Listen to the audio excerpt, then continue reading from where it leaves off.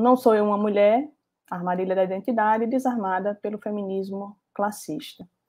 Este ensaio tem o objetivo de perscrutar a armadilha da identidade a partir da noção de interseccionalidade, no tratamento da classe em sua relação ontoprática com gênero e raça.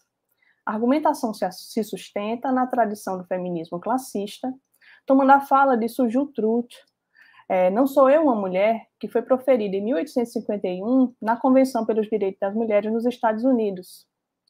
Utilizarei essa fala como objeto retórico para demonstrar a impossibilidade do avanço da luta feminista quando prescinde do modo de produção da existência. Ou seja, a potência da luta feminista perpassa pela apreensão do fazer-se mulher na sociedade capitalista. Então, vamos ouvir a primeira parte do discurso da Suju. Eu vou citar Suju. Muito bem, crianças. Onde há muita algazarra, alguma coisa está fora de ordem. Eu acho que essa mistura de negros do sul e mulheres do norte, todo mundo falando sobre direitos, o homem branco vai entrar em linha rapidinho. Aqueles homens ali dizem que as mulheres precisam de ajuda para subir em carruagens e devem ser carregadas para atravessar valas e que merecem o melhor lugar onde quer que estejam. Ninguém jamais me ajudou a subir em carruagens ou a saltar sobre poças de lama. E nunca me ofereceram melhor lugar algum. Eu não sou uma mulher. Olhem para mim. Olhem para os meus braços. Eu arei e plantei. E juntei a colheita nos celeiros e homem algum poderia estar à minha frente. E eu não sou uma mulher. Eu poderia trabalhar tanto e comer tanto quanto qualquer homem, desde que eu tivesse oportunidade para isso. E suportar o açoite também. E eu não sou uma mulher. Eu pari 13 filhos e vi a maioria deles ser vendidas para a escravidão. E quando eu clamei a minha dor de mãe, ninguém a não ser Jesus me ouviu. E eu não sou uma mulher. Termina a citação. A grande Suju se dirige, ao mesmo tempo, aos homens brancos, na condição de negra, e às mulheres brancas, como uma mulher negra, para questionar o invólucro feminista que vinha sendo delineado. Ela revela as condições de vida de uma mulher escravizada, de uma pessoa escravizada, com as jornadas intensas de trabalho e com o açoite. Ao fazer isso, como podemos perceber, ela se aproxima mais dos homens negros do Sul, do que das mulheres do Norte. Por outro lado, esses mesmos homens alegavam uma debilidade das mulheres que precisariam de ajuda para atividades banais, como subir uma carruagem ou passar por uma poça de lama. Nem de perto similares a parir 13 filhos e perdê-los para a escravidão. A armadilha de nossa oradora nos coloca diante da seguinte questão: como fica a mulher negra diante das lutas feministas e antirracistas no interior da luta de sociedade de classe odierna? Classe, raça e gênero, em Não Sou Eu uma Mulher, não se erige sobre uma análise categorial, que só viria a acontecer no final do século XX. Contudo, a ausência teórica não é um obstáculo para que possamos imaginar a condição de ser uma mulher negra nos Estados Unidos no final ou na metade ali do século XIX. As lutas da população negra e as lutas feministas estiveram presentes e foram, ao mesmo tempo, influenciadas e influenciadoras das lutas da classe trabalhadora e em todo o envolver do século XX. Como não teremos tempo para fazer a devida exposição de tais movimentos, nos limitaremos a apresentar um breve balanço desse período recente do que vem sendo chamado capitalismo tardio. Este momento atual também tem sido chamado de neoliberalismo.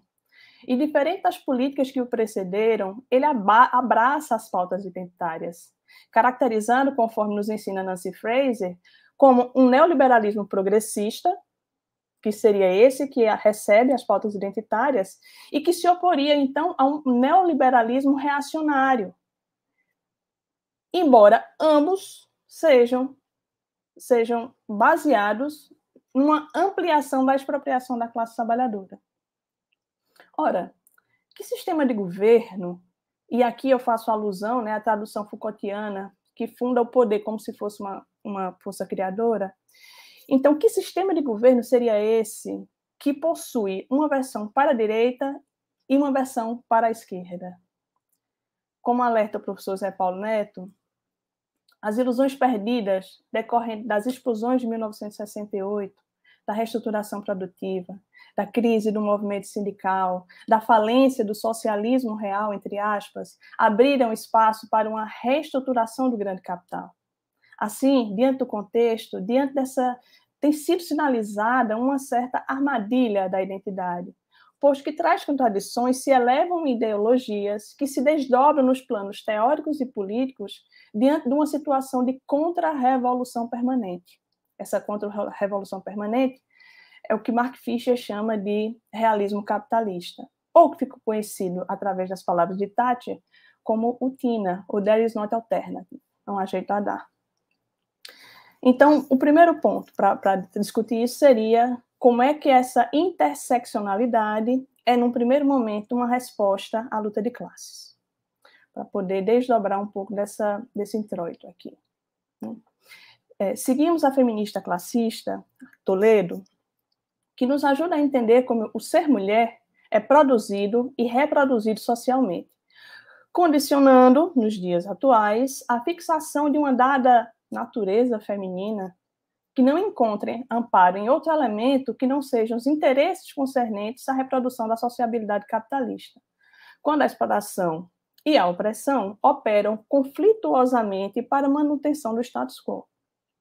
Vale ressaltar, agora dialogando com Eliette Saviotti, que não é possível estabelecer uma hierarquia entre dominação e exploração, pois não é uma convivência harmônica e nem pacífica. Trata-se, pois, de uma unidade contraditória que é mobilizada pelas relações capitalistas de produção e de reprodução da vida.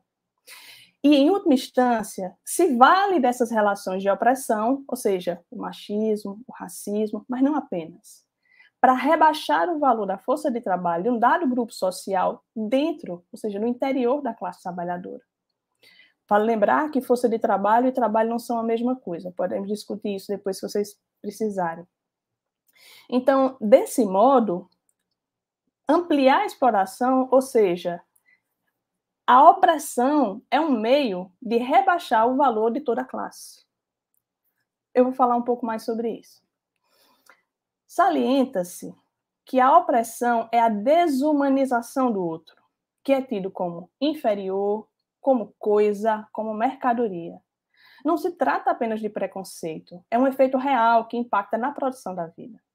Enquanto a exploração é uma relação social de produção da existência. A opressão, nesse sentido, é tida, é aceita, ela é engendrada como um meio, um caminho possível dentro dessa reprodução, da forma como ela se amplia. É por isso que considerar o homem como responsável pelo patriarcado é errôneo, pois teríamos que aceitar que são homens, como se eles fossem uma classe, como os produtores do machismo, e não as relações sociais que engendram um masculino e um feminino.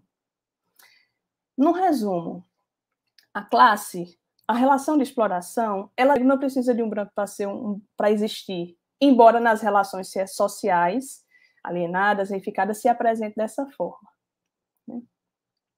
Como Toledo nos ensina, o ser mulher não é dado, ele é produzido socialmente e, portanto, abre aspas, o discurso de sua inferioridade serve a interesses determinados, fecha aspas. Assim, como as ideias de uma suposta natureza feminina ou a vinculação da mulher com a esfera doméstica e o trabalho reprodutivo do lar.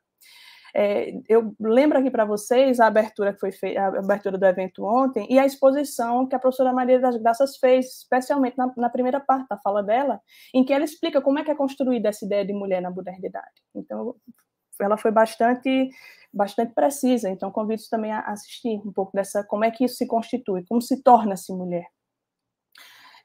Ainda para Toledo, a opressão da mulher, portanto, não seria natural, mas determinada pela localização da mulher e do homem no sistema de produção e reprodução da sociedade, de uma sociedade determinada.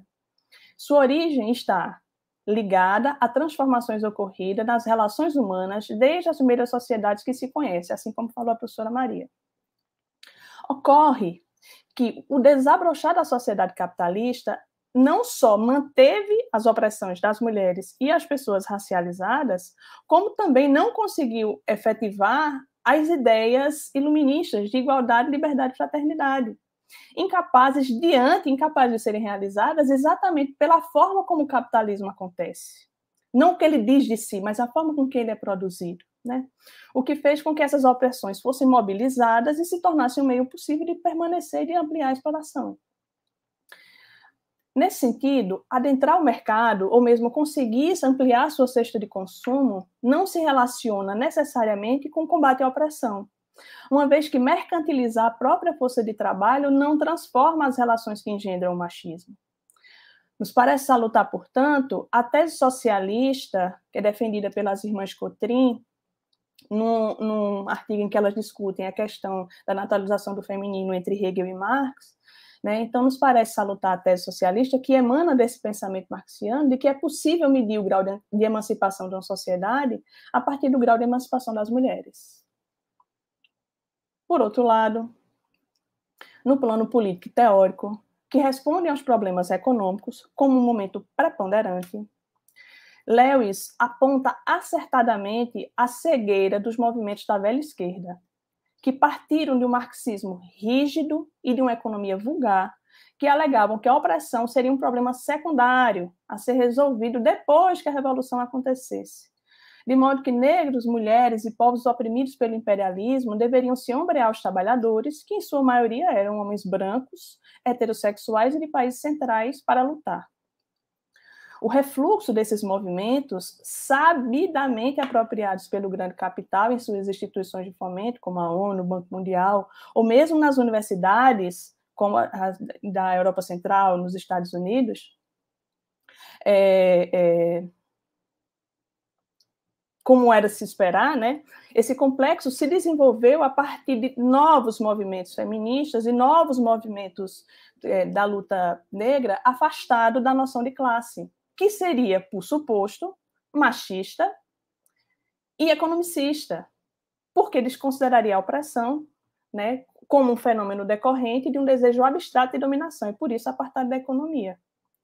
Bom, isso já é a velha esquerda, isso não é o pensamento de Marx. Tem uma carta de Engels para Bloch, escrita no final do século XIX, que eu vou ler um pedacinho aqui para vocês. Eu cito Engels. De acordo com a concepção materialista da história, o elemento determinante final da história é a produção e a reprodução da vida real. Mais do que isso, nem eu nem Marx jamais afirmamos. Assim, se alguém distorce isso, afirmando que o fator econômico é o único determinante, ele transforma essa proposição em algo abstrato e sem sentido, em uma frase vazia. As condições econômicas são a infraestrutura, a base, mas vários outros vetores da superestrutura, formas políticas de luta de classe e seus resultados, a saber, constituições estabelecidas pela classe vitoriosa após a batalha, etc., formas jurídicas, e mesmo os reflexos dessas lutas nas cabeças dos participantes, como teorias políticas, jurídicas ou filosóficas, concepções religiosas, e seus posteriores desenvolvimentos em sistemas de dogmas. Também exercitam sua influência no curso das lutas históricas e, em muitos casos, preponderam na determinação de sua forma. Há uma interação entre todos esses vetores, entre os quais há um sem número de acidentes aparentes, isto é, coisas e eventos de conexão tão remota, ou mesmo impossível de provar, que podemos tomá-los como não existentes ou negligenciados em nossa análise, fecha parênteses. Mas que o movimento econômico se assenta finalmente como necessário. Do contrário, a aplicação da teoria a qualquer período da história que seja selecionado seria mais fácil do que uma simples equação de primeiro grau. Fecho a citação. Conforme Lewis, nas abordagens pós-estruturalistas, tanto o racismo quanto o sexismo emanariam da vontade individual de poder, de modo que seria necessário sistematizar esse poder para combatê-lo, ainda que não seja possível aniquilá-lo, havendo, assim, duas formas de combate. Falar a verdade ao poder, para que os privilegiados tenham consciência das injustiças que cometem, ou, 2, descolonizar o poder, para os indivíduos que têm pouca agência sobre o poder, já que ele se encontra entranhado na linguagem e na consciência. Eis o chamado identitarismo ou política de identidade, que seria uma forma esquemática de política em que as opressões estão desacopladas da exploração, que deveria ser superada por uma abordagem capaz de realizar as intersecções. É nesse contexto que surge a interseccionalidade de Crenshaw, né, como uma crítica a esses identitarismos. Ela tenta consertar isso, né, essa abordagem, na medida em que sustenta que gênero, raça e classe, sexualidade devem ser compreendidos de modo cruzado e articulado, propondo o que chamou de uma metodologia, ou mesmo um conceito provisório, que poderia contribuir com o enfrentamento das vertentes liberais que vinham se desdobrando, né, fazendo assim as articulações efetivas das opressões. A interseccionalidade se tornou dominante nos estudos sobre gênero, assim como podemos ver na obra de Davis, ou ainda nas decolonialidades, como podemos ver em Lélia Gonzalez. Ambas, essas duas autoras e as produções delas, célebres análises, além de ricas contribuições para que possamos pensar a luta de classes dentro dessa complexidade junto com as opressões, né? Especialmente no que diz respeito às mulheres negras. Mas há também outros estudos que abordam o método interseccional com menos rigor teórico. Então, essa formulação de Crenshaw apresentou à academia, apresenta ainda, né, e as mulheres negras em especial, meio possível para focalizar as opressões.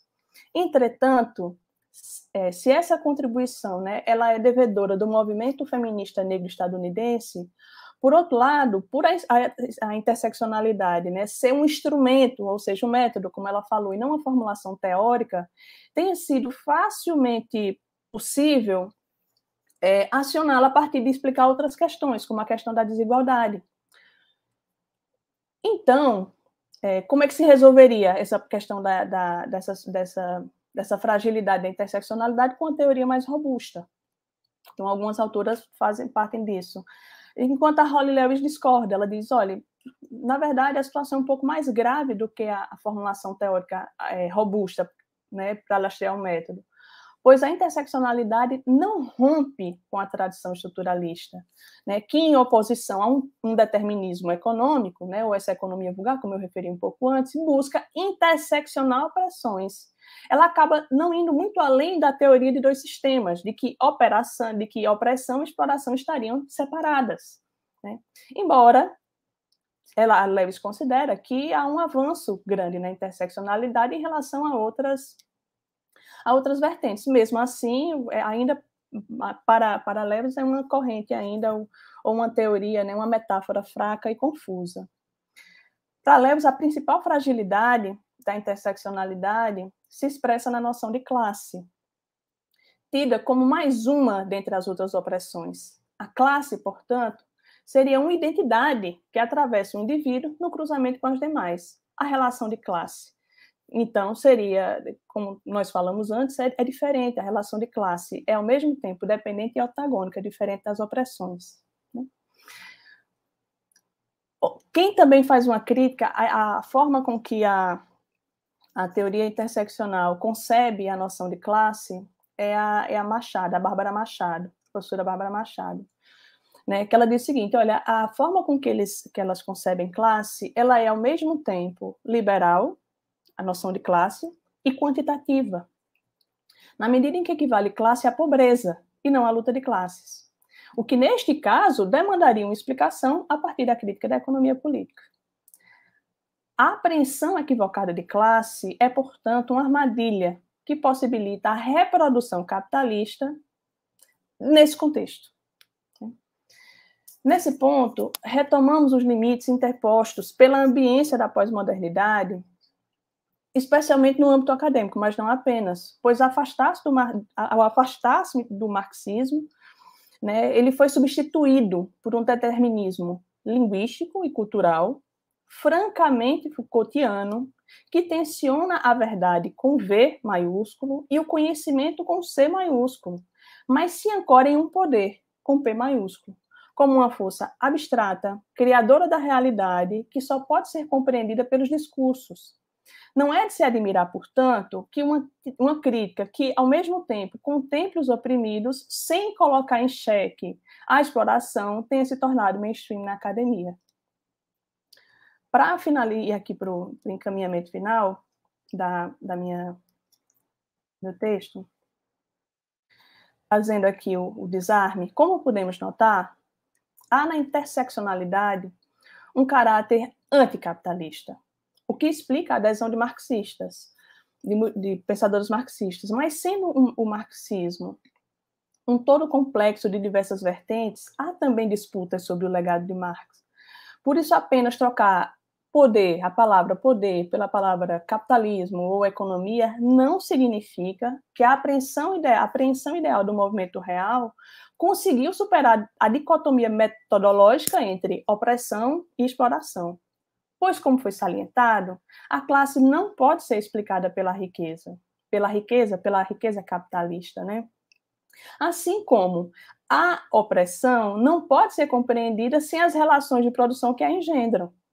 Desse modo, sejam as teorias pós-modernas, que se centram nos discursos e nas disputas do poder, sejam nas teorias decoloniais, que buscam legitimar a produção de sentido através do local regional, elas rejeitam a totalidade, né? E chegam mesmo a equivalerem a ideia de totalidade a totalitarismo, que seria igual a socialismo, por conta do legado stalinista, desprezando por isso a noção de classe no pensamento marxiano.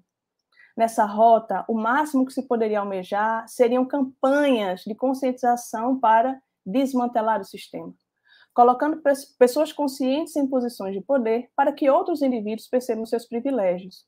Por isso que a Lewis nomeia a interseccionalidade de uma política neoliberal, pois funciona, assim como nos ensinou Fraser, no ensino dessa posição, no início, né, dessa exposição. Não é ordem do acaso, né, essas novas noções de novas epistemologias. E, mais uma vez, falando da professora Maria, ela falou sobre isso ontem. Eu cito o professor Zé Paulo Neto. Abre aspas.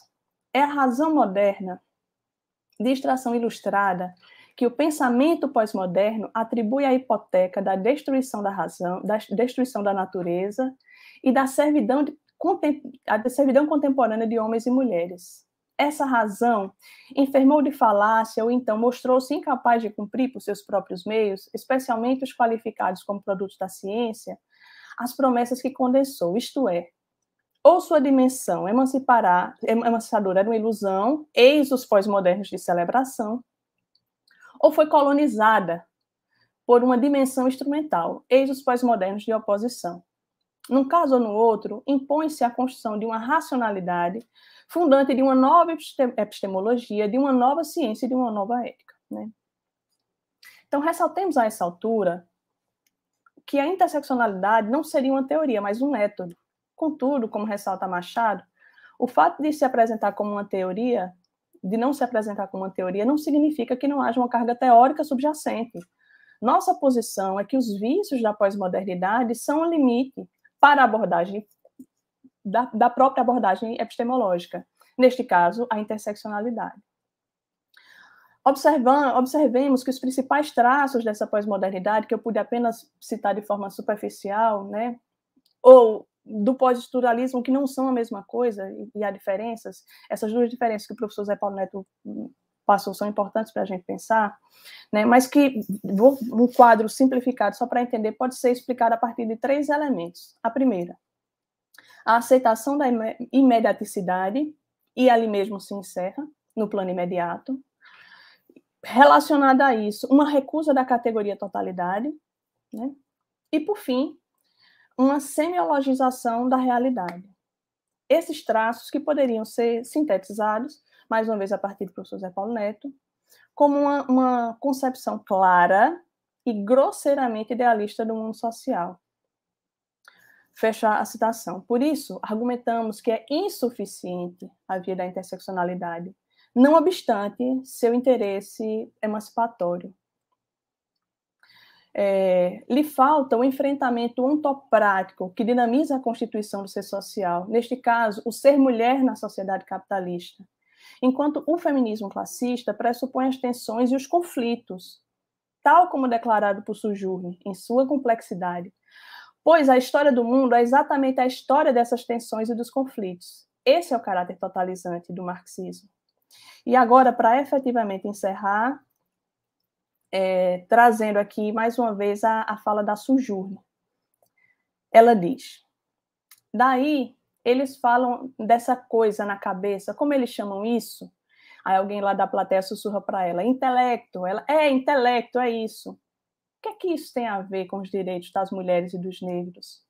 Se o meu copo não tem mais que um quarto e o seu está cheio, por que me impediria de completar a minha medida? Bom, eu concluo aqui o texto.